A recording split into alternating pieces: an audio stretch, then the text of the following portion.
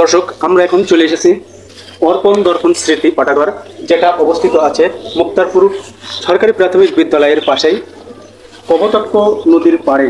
আসলে এই অর্পণ দর্পণ পাঠাগার 2021 সালের 29শে ডিসেম্বর এইটি স্থাপিত হয়।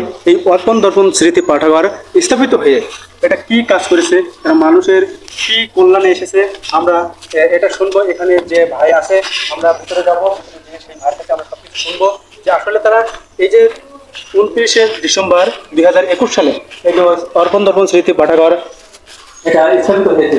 আসলে এই স্থাপিত হয়ে তারা মানুষের কি কি কল্যাণে এসেছে আমরা একটু ভাইয়ের কাছ থেকে শুনবো। আসসালামু আলাইকুম। ওয়ালাইকুম আসসালাম। ভাই, আমরা এসেছি যে আমরা দেখছি যে আপনাদের অর্পণ দর্পণ স্মৃতি পাঠাগার 29শে ডিসেম্বর 2021 সালে স্থাপিত হয়েছে। আসলে এই 21 সাল এখন হচ্ছে 25 সাল, এই 4 বছরে আপনারা কি কি মানুষের কল্যাণে এসেছেন আর আপনাদের এখানে কি কি ব্যবস্থা আছে আমাদের একটু জানান। আসসালামু আলাইকুম। অর্পণ দর্পণ স্মৃতি পাঠাগার মূলত 2009 সালে প্রতিষ্ঠিত হয়েছে, আনুষ্ঠানিক উদ্বোধন হয়েছে 2021 সালে। অর্পণ দর্পণ স্মৃতি পাঠাগার অর্পণ দর্পণ স্মৃতি ফাউন্ডেশনের অধীনে এটা পরিচালিত হয়। আমাদের মূল স্লোগান যেটা, নিজে ভালো কাজ করি, অন্যকে ভালো কাজে উদ্বুদ্ধ করি, তারই লক্ষ্যে আমরা এটা করি। এখানে স্টুডেন্টদের পড়ার সুন্দর ব্যবস্থা আছে। এখানে প্রায় 2500 থেকে 3000 আমাদের বই আছে।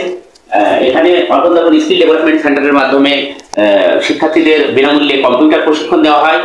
অর্পণ দর্পণ স্মৃতি পাঠাগার ইউনিয়ন, পাশাপাশি ইউনিয়ন এবং শিক্ষার্থী ইউনিয়নের মোট 80 ইউনিয়নের যত শিক্ষা প্রতিষ্ঠান আছে, এখানকার স্টুডেন্টদের আমরা পরীক্ষার মাধ্যমে শিক্ষাবৃত্তি প্রদান করি। এইবার আমরা শিক্ষাবৃত্তির সিলেক্ট করা হয়েছে 82 জন।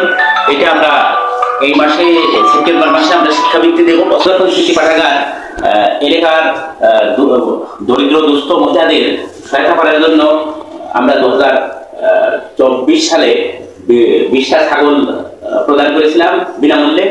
এবারও আমরা ওখান থেকে যে বাচ্চাগুলো হয় সেখান থেকে নিয়ে আমরা আবার দিই। এটা হচ্ছে যে আমাদের যে সিস্টেম, সেটা আমরা একজন মহিলা একটা ছাগল দিয়ে তার সাথে যে চুক্তি থাকে যে প্রথম যে বাচ্চাটা হবে তার থেকে আমাদের একটা বাচ্চা দিবে।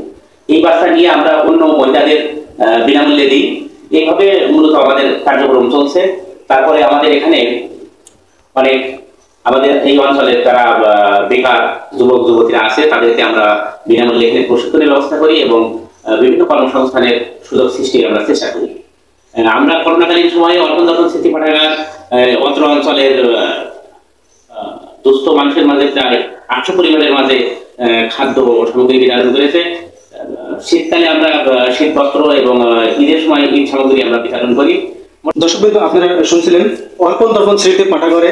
আসলে এখন এই যুগে আপনার বাচ্চা পোলাপান যে মোবাইলে আসক্ত, তারা যে জোয়ার আসক্ত, তারা মোবাইল ছাড়া কিচ্ছু বোঝে না। কিন্তু এই অর্পণ দর্পণ স্মৃতি পাঠাগার বাচ্চাদের পড়াশোনার জন্য, তাদের মেধাকে আরো শক্তিশালী করার জন্য তারা বিভিন্ন ধরনের বই আমরা দেখছি। এখানে অনেক প্রকারের বই তারা রেখেছে বিনামূল্যে। তারা এখান থেকে বই পড়বে, নিবে, আবার বইটা পড়ে তারা এখানে বইটা দিয়ে যাবে।